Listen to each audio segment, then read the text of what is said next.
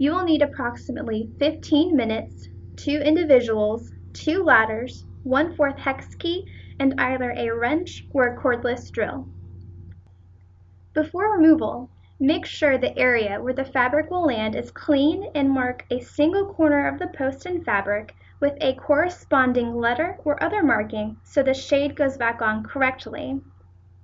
Using the 1/4 hex key, loosen and remove the glide elbow cover plate.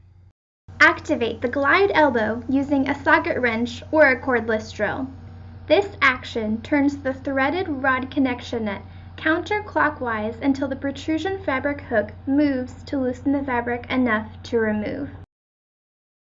Repeat this on all corners.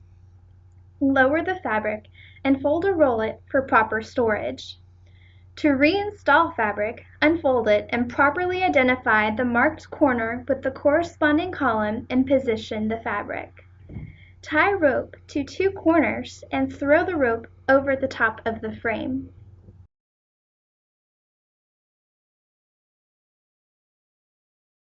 Pull the rope to adequately raise the fabric back into place. Spread the fabric over the frame.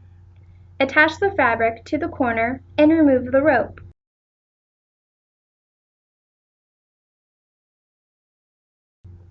Activate the glide elbow by turning the rod connection nut clockwise until semi-tight.